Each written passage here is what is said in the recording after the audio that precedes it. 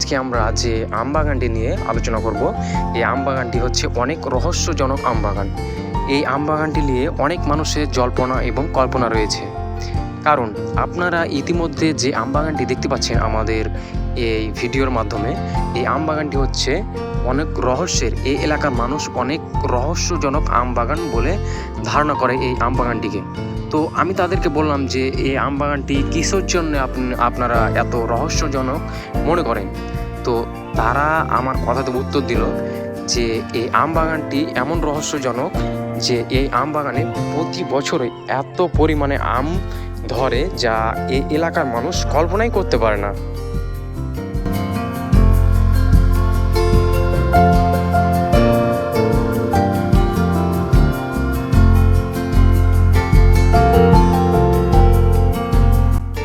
তো এই আম বাগানে 3 ধরনের আম রয়েছে।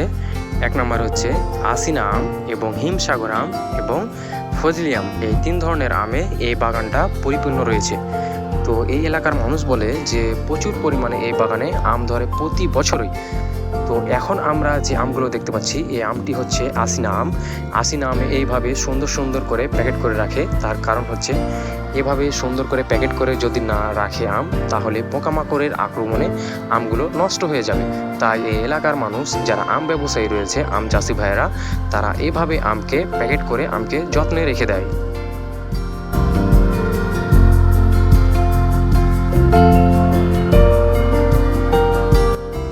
আমের স্বর্গরাজ্য হচ্ছে চাঁপাই জেলা। চাঁপাই জেলাতে আসলে আপনি দেখতে পাবেন বাহারি রকমের আম।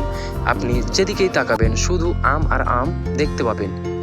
এবং এখন আমরা যে আমগুলো দেখতে পাচ্ছি এই আমগুলো হচ্ছে আশিনা আম এবং হিমসাগর আম।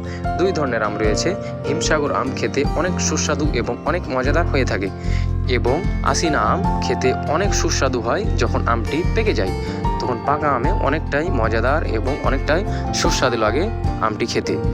তো এখন আমরা যে ঘরটা দেখতে পাচ্ছি এই ঘরে যে বাগানআলা থাকে, সেই বাগানআলার মানে একজন শ্রমিক রেখে দেয় এই বাগানটা দেখশুন করার জন্য। তাই এভাবে ঘর করে সাজিয়ে রাখে। এবং আমার সামনে আমার ছোট ভাই একটা আমগুলো ঘুরিয়ে ঘুরিয়ে দেখাচ্ছে।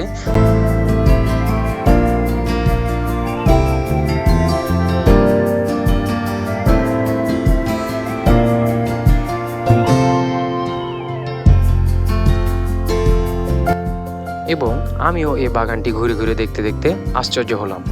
তার কারণ এই বাগানে প্রচুর পরিমাণে আম ধরে আছে। তাই এই এলাকার মানুষ এই বাগানটিকে একটা রহস্যময় বাগান মনে করে থাকে। তার কারণ যে এই বাগানে প্রতি বছরে এত পরিমাণে আম ধরে যা স্বচক্ষে না দেখলে বুঝতে পারা যাবে না। এবং আমাদের সামনে যে পোলাপানগুলো দাঁড়িয়ে আছে, আমাদের ছোট ভাই এবং বড় ভাই সকলে এই বাগানে বসে আছে। তারাও এসেছে যে এই বাগানটিকে দেখে আসি যে কত রহস্য লুকিয়ে আছে এই বাগানে, যে এত পরিমাণের আম ধরে কিভাবে।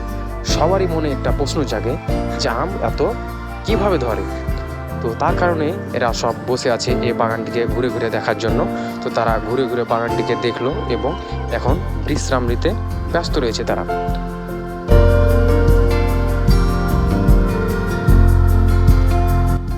তো এখানে যে পোলাপানগুলো দেখা যাচ্ছে এই পোলাপানগুলো হচ্ছে এই এলাকারই।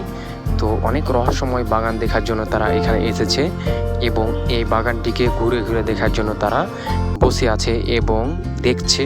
এবং যখন তারা মানে ক্লান্ত হয়ে যাচ্ছে তখন তারা বিশ্রাম নিতে ব্যস্ত রয়েছে। তো ইতিমধ্যেই আমরা এই বাগানটিকে দেখছি, ঘুরে ঘুরে দেখছি। তো যতই দেখছি ততই আমরা অনুভূত হচ্ছি যে এত পরিমাণে এই বাগানটিতে আম ধরে যা কল্পনার বাইরে। ঠিক আছে, তো আমরা ভাবলাম যে এত মানে রহস্যজনক একটা বাগান, তো এই বাগানটিকে আমরা সকলের মাঝে ভিডিওর মাধ্যমে ছড়িয়ে দিই। তো আপনারা যারা যারা এই ভিডিওটি দেখবেন তারা এই ভিডিওটিকে ফেসবুক থেকে দেখে থাকলে ভিডিওটিকে শেয়ার করে দিবেন এবং অন্যের মাঝে অন্যকে দেখার জন্য মানে অনুভূত করবেন। এবং যারা ইউটিউব থেকে দেখে থাকবেন তারা শেয়ার অপশানে ক্লিক করবেন এবং সাবস্ক্রাইবার বাটনটিতে ক্লিক করে এই ভিডিওটির পাশেই থাকবেন এবং আরও অন্যজনকে দেখার সুযোগ করে দেবেন। তো বন্ধুরা, পাকা আম খাওয়া এবং আমের বাগানে ঘোরাঘুরি করা কার না ভালো লাগে বলেন। আপনি যতই আমের বাগানে ঘোরাঘুরি করবেন, যতই আপনি ঘুরবেন আমের বাগানে, ততই আপনার মনে নতুন নতুন প্রশ্ন জাগা দেবে।